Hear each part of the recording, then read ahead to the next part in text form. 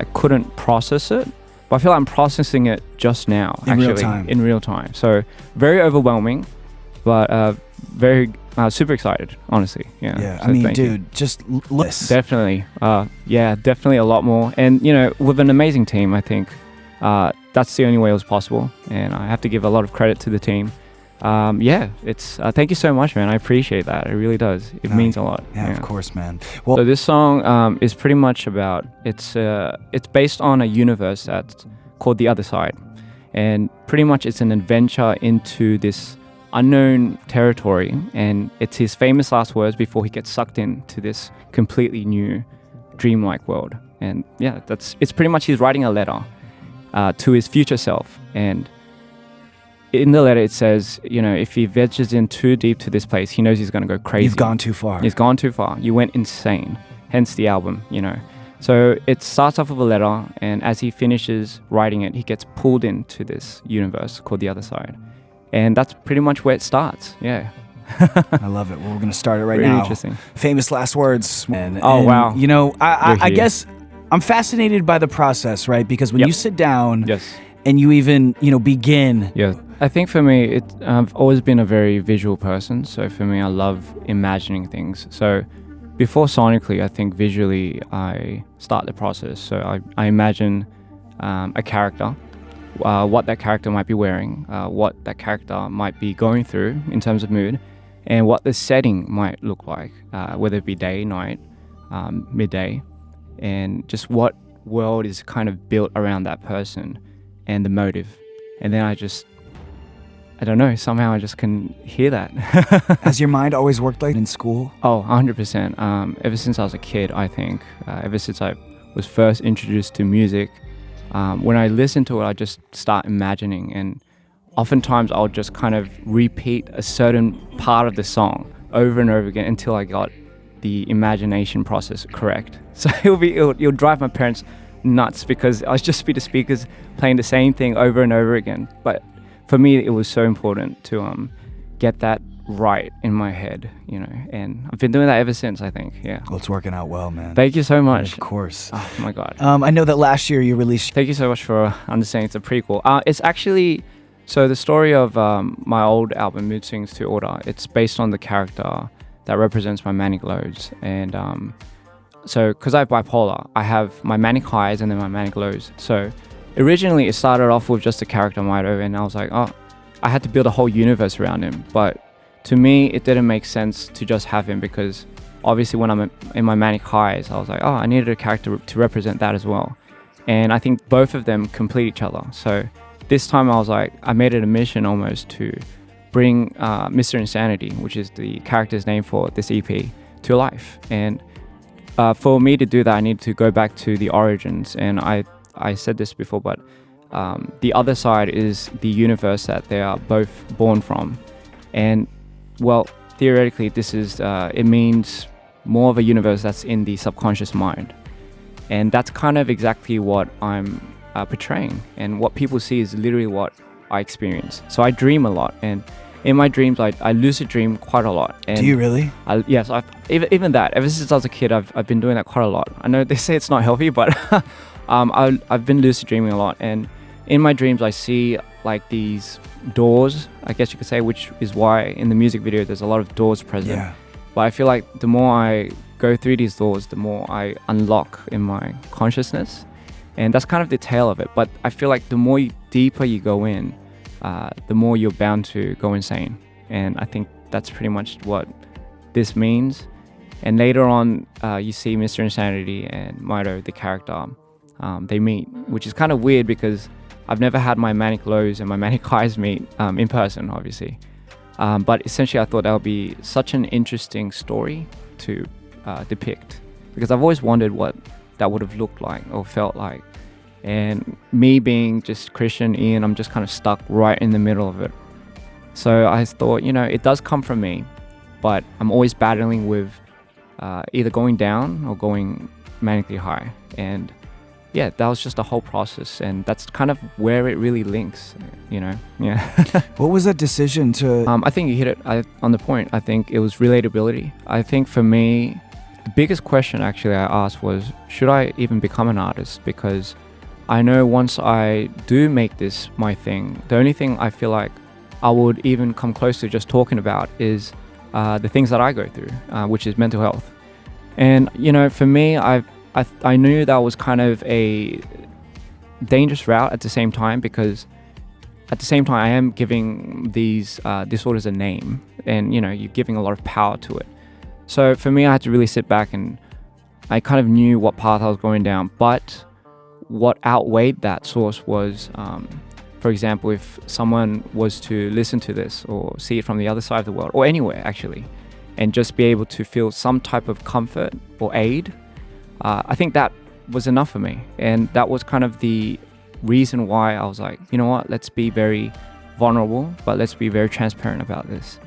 And yeah, I kind of made it that. And I always say this to everyone, I don't really have the answers for a lot of my mental health, even my problems. I don't have answers, but I can probably help you relate to it. And if it does that, then great, Yeah. Yeah. I don't think anyone is, ever has it all figured out, right? I'm someone who, I struggle with OCD. I have, awful anxiety, and it's something that I've kind of had my entire life. Wow. What's something that's helped you?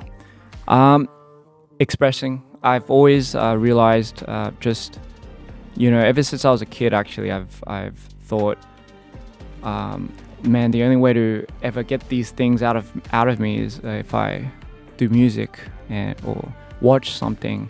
But on top of all of that, it's definitely a good support system. So my team, I'm very fortunate enough to have a team that backs me up with everything I do. And when things go wrong, and sometimes I'll have mishaps here and there. I'll go on when I'm in my state, when I'm going like in my manic state, my team would like cut the Wi-Fi off just in case I do something crazy with the live. And so it's good to have an amazing supportive team. I think that definitely helps in the long run.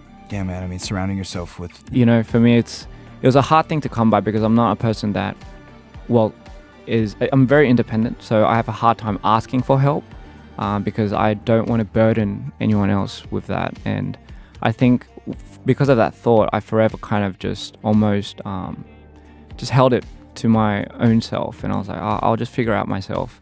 But I think as I got older, I realized, it's not that bad to ask for help, and most times it could definitely help you out for sure. So I've learned over these past years to be able to ask for help. I think that's an important thing. That's awesome, man. Thank you. Well, your music is definitely helping people. And with that being said, I want to play some more of it if it's okay with you. Oh, 100%. Thank you. I want to get to Bad Cold. Okay. We're going to play it right now. That helped shape the direction. For me, I think as a kid, I loved watching musicals a lot. So I remember that really blew my mind. Cats was the first thing I watched when I was in primary school back in Australia. And I was so fascinated with the idea that people could be turned into anything, and it had me so convinced that they were cats and not people. That kind of really blew my mind. And I was like, wow, you really can make something so visually stimulating and sonically. And I think when it came to just music in general, I remember I got my first CD, it was the Daft Punk CD in primary school, and I hear that all over the Oh CD, my goodness. Dude. Oh yes, I do. I just had it on repeat. I just didn't know what it was. It was my first time ever really sitting down and just listening to it, Discovery, and it was just so mind-blowing for me, even up to this day.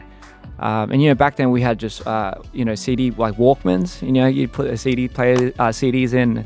Every time you walk, you'll skip a beat. Yep. So I mean, I grew up like that. So, but I'll just stand still for most of the time, just trying to listen to the whole song. Daft Punk and Electric Light Orchestra, loved them. Moby. It's just all of these artists that just blew me away ever since I was a kid. I just would still listen to it even now, and it would just be so timeless. So yeah, that was a lot of my influences for sure. That's amazing, man. I know, with you being born and raised in Sydney. Yes. I feel like there's something in the water with Australians. Really? Y'all have your finger on the pulse of incredible pop music. It's you, yes. Kylie Minogue, Troye Sivan. I mean, having huge moments just in music in general right now. What do you attribute that to? I don't know actually. I find that quite fascinating as well. I think I do know what you mean, but I think in Australia, I've always realized there were a lot of people that were talented. I think it's just the open-mindedness and the environment for sure. Australia in general is just, the people are friendly. You'll hear all the time. You probably meet a new friend every Friday night you go out, you know, and you might end up being your best friend. So we always have like a very, I think, open culture about everything.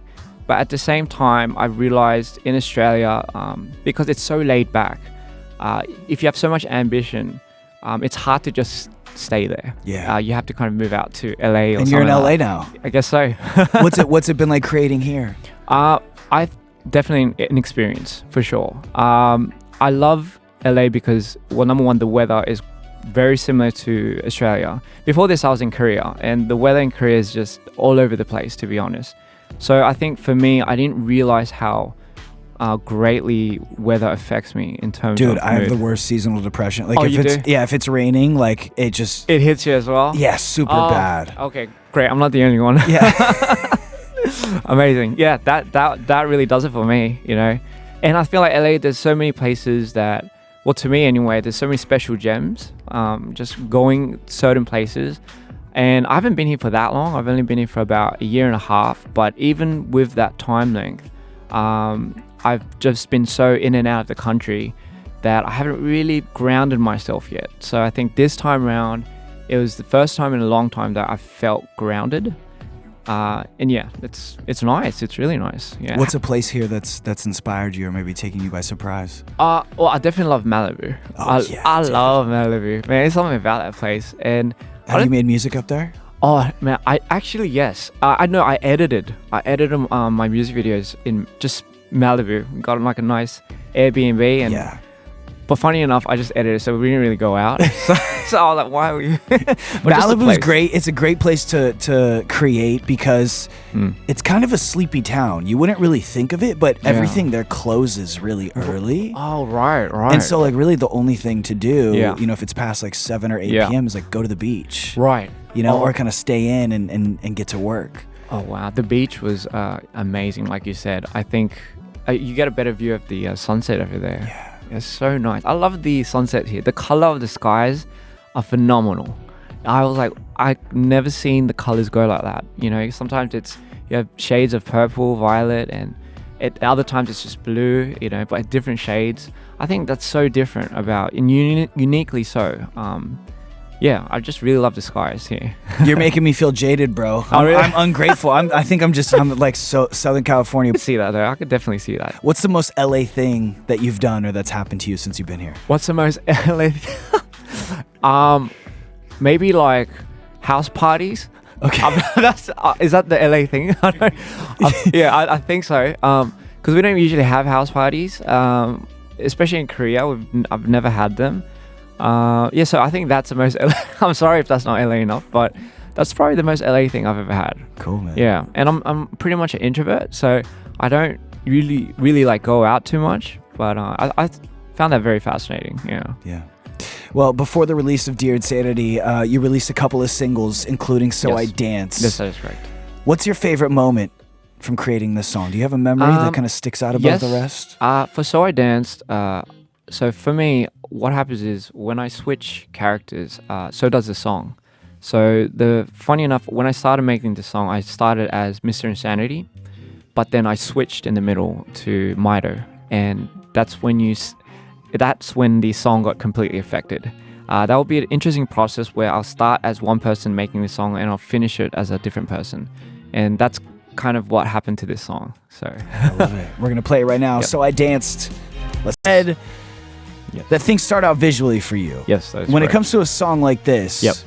I mean, where do you go from there? You have this image in your head? Yeah. So I think for this, it was at this point I was kind of really already deep into the story of the EP, which is essentially about the creation of this character called Mr. Insanity. And as he ventures deeper into this universe, as he opens more doors, he comes across his youth. And when I thought about that, I just try to remember what my youth was like. And It's funny thing. We don't call it peanut butter and jelly in Australia. We call it just a sandwich. But I heard in America everyone calls it peanut butter and jelly. Yeah. So I always thought that was interesting because I thought you guys literally put like jelly, not jam, in the sandwich. Wait, what's the difference between jelly and jam? Oh, for jelly, because we think like jelly is like those Haribo jellies. And oh yeah. so, okay. Yeah. So for us, it was always fascinating when people said, "Oh, they eat peanut butter and jelly." I'm like, "What? Really? You put jelly inside like Jello?" So I was, I got to try that one day. So I really did try it like that, and they were like, "No, they meant jam," and I was like, "Okay, that makes so much more sense." So that was like the whole process, and I thought, okay, ever since I was a kid, I also did eat a lot of peanut butter and jam. And for me, it was kind of more about the process of what was the fun part for me as a kid, and it was the jelly or the jam. And as you get older, the peanut butter, I reckon, stays the same. It's forever endless. It will just forever taste the same. I feel like the jam always tastes a bit different, so I kind of changed that into tiers. It's kind of growing up, really. Everything gets a little briny, a little bit. Some things just stay the same, but other things just get a little bit more salty. So I mean, yeah. I mean, yeah. If you were sitting in a room trying to come up with lyrics, I don't know if you would ever write that down. But if you're sitting down thinking, about what life was like when you're younger, and it's all in images. Oh goodness, yeah. Just comes straight away. Do you remember a lot of your childhood? No, not even like I can remember like eating pizza. Like, do you remember when you first had something and tasted so good though? And then you just couldn't like forget that taste, whether it be a cookie or a chocolate. Yeah, I remember the first time I had Taco Bell. Oh, is that a universal thing? Me too. Me too. Oh my goodness, me too. I love that. I couldn't believe this was a thing. Yes. And I used to skateboard like up to the Taco Bell by the house I grew up in. Wow. And I thought I was like so mature and cool because I would skateboard or like ride my bike by myself to a fast food restaurant when I was like really young. I love that. I love that so much. I love that. I'm also a big sucker for nostalgia. Oh yes. So like I'll go and drive by like the house I grew up in, like I don't know, once every couple months around Christmas time especially. Wow. Oh my goodness, I don't know when the last time I did that was. Isn't it back in Australia? How does that make you feel? Because I've always wondered about that. Oh, it brings up a lot of emotions, man. It rustles up memories that I thought I forgot. It makes me sad at times because, it's sad. But also like it's really cool to see how far I've come, right? And like what I've been able to overcome and what I've been able to achieve. And that little kid that grew up in that house, if I kind of showed him everything that we were going to do together, wow, it'd be hard to believe. It would be mind blowing, Yeah. Wow. So interesting. I've always wondered about that.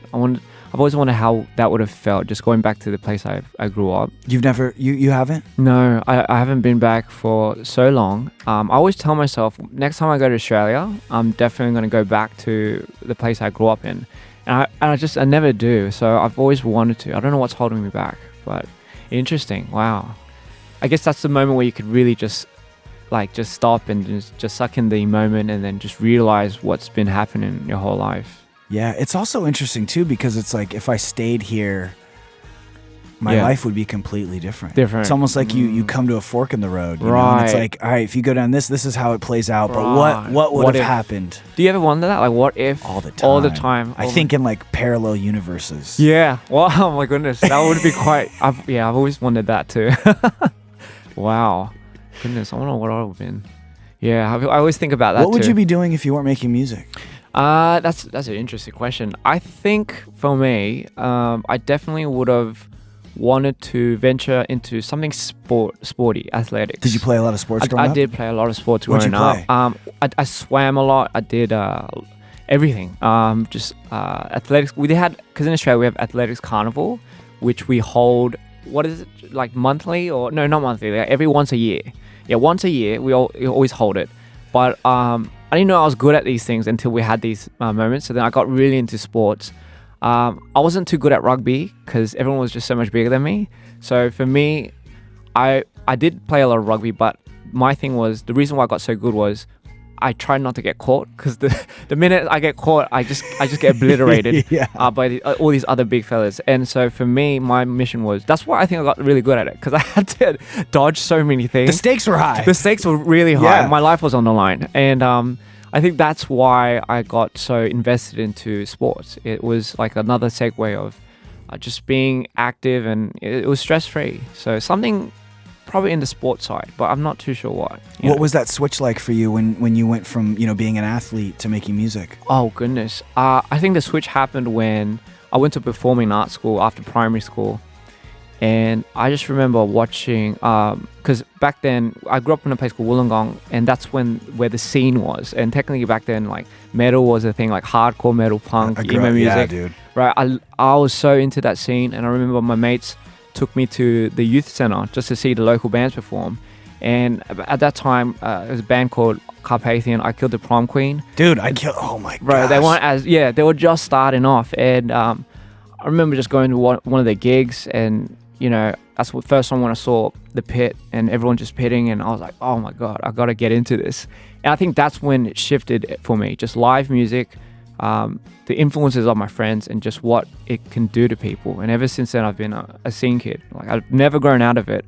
Went to all the hardcore shows, and, did those weird two-steps arm swings. Got a mosh. Yeah, you have to mosh. Yeah, dude. And even now, like, even if I have the time, I'll check out, like, Stick to Your Guns or something. I'll go to their concerts. So my friend Casey was their original drummer. They're from Orange County. Yes, that's right. I grew up in Riverside, California. Oh, sweet. So I grew up with all those dudes. Wow, bro, that's crazy, man. Because I was like, because back then I was the biggest Stick to Your Guns fan.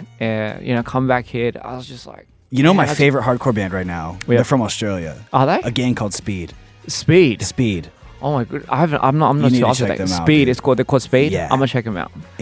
Absolutely insane. Wow. Okay. I'm definitely gonna check that out. Yeah, I have to go. I have a similar story from you though, because I was loyalty, and everyone was like family. Family, standing up, like straight edge and all that type of stuff. And for me, it just kind of left an imprint. I was like, if I wanted to do something, I would rather do it with people that I can grow with. Why do this by yourself? And for me, that was always kind of the goal, and I really wanted to cement that with just the people that I did it with. And I never like starting, like, just doing it with one person and then switching. I always want to just grow with certain people, and I think that was the goal for DPR way in the beginning. And now we have a very very sturdy team, and I'm very thankful for it. Our team's growing, and it's just been it's been a heck of a ride, and it's honestly so worth it. Yeah, I mean, that's so cool that you pointed it out. Oh no, dude, I mean, I love amazing. I think it was on the, oh goodness, I had no idea. I didn't know what to expect. And prior to that, I've only obviously heard of Coachella, but I've never like been to Coachella.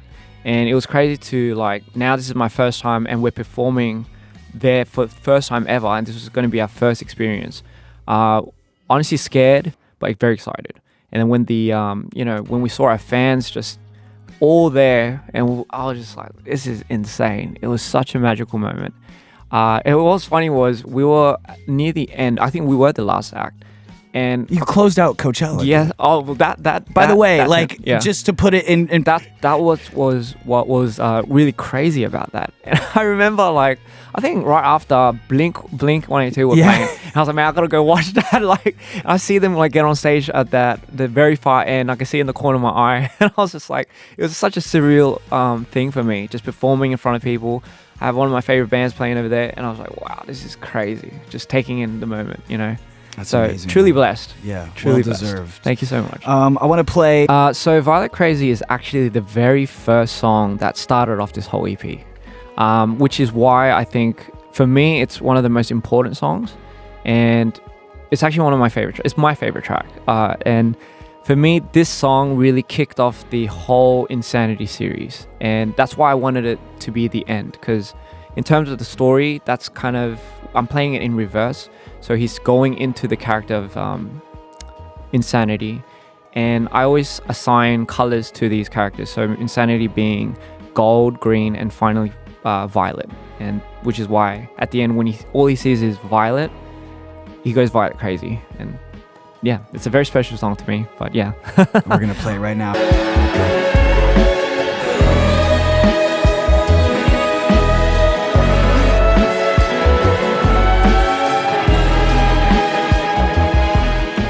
Violent Crazy right there by my in-studio guest, DPR Ian, sitting across from me. Now, look, we're talking about some death metal. We're talking about some hardcore. Yeah. I told you about Speed. Love to. If it's okay with you. 100%. Let's do it. We might take the biggest detour ever that we've ever taken on Apple Music. I love it. Let's do it. Here, the song's called Not That Nice. Speed. Really glad we got to share that moment, man. Oh, my Lord. If you're just tuning in, I'm wrapping up my conversation with DPR Ian talking about the latest EP. I'm sorry, I'm just like, I just can't get out of the moment right now. The latest EP is called Dear Insanity. It's available right now on Apple Music. Now, with this project being the prequel, Yes. I mean, is it safe to say, like, is there more installments? Is there more developments? Like, what are you thinking, music-wise? So definitely. So I think just like I have like this main storyline, which is about the last album, Mito. But this too is kind of like the prequel, and then there's going to be sequels. So everything that I create in terms of just my artistry, my discography, it's all based on like a storyline, and what we get as EPs or maybe official albums, they're all branching into this whole storyline. And yeah, that's the continuity of it. Sorry, I was about to like two-step here right now. But yeah, that's essentially what it is. And there is going to be future projects based on this in terms of the character Insanity and Mito. So I think sonically, some of my fans know this, but sonically Mito has a more very dark orchestral string-based type of pop, and Insanity has more of an electro indie type of sound. And I like to assign certain sounds for certain characters, and I think if you're looking for more of that dark orchestral sound, then you got to go to the Mito albums.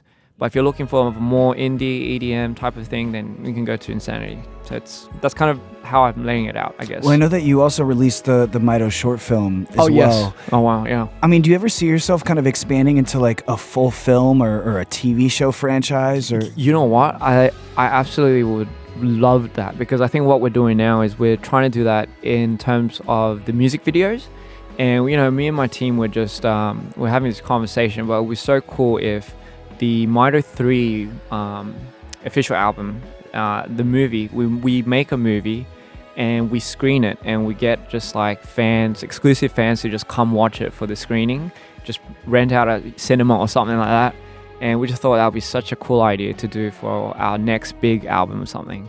But definitely, I would love for this to hit the screens, the big screens. It will be something. I feel like it's a no-brainer for you, man. Oh, thank you. Yeah, you would knock it out of the park. I appreciate it, man. Thank you. As we approach the end of 2023, what's the plan for you for the rest of the year and obviously the beginning of 2024? I mean, are you focused on live shows? Are you focused on more visuals? Wow, I can't believe it's already the end of 2023. Isn't that it's crazy to say. Wow, that I didn't really think about it until you put it into perspective. Wow, it's already the end of 2023. Wow, we did a lot. For me, I think definitely this whole album took a big chunk out of it. We also finished World Tour right at the beginning of this year.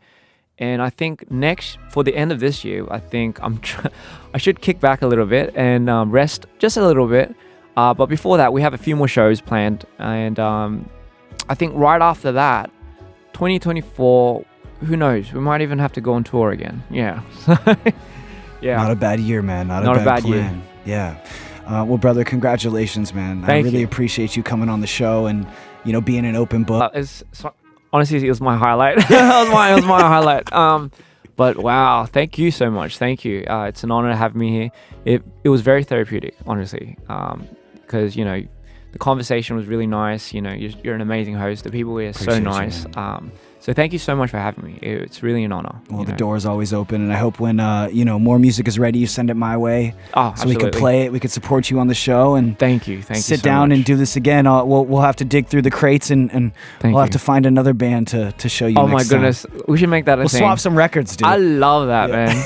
Shout out to the Dreamers, by the way. Thank you so much. Of course. Before I let you go, I'm sure this is going to be hard, but currently, yes, favorite song from the EP that I could take us out on. Oh wow. after that. I was like, maybe Violet Crazy, because I think, definitely Violet Crazy. It's the way that you wanted to end it. DPR Ian, thank you so much, brother. Thank you. And thank you for tuning in to another episode of The Travis Mills Show. Stay safe, stay positive, stay vigilant. I'm going to stay bringing you all an hour of music, more of your favorite songs from your favorite artists. The midnight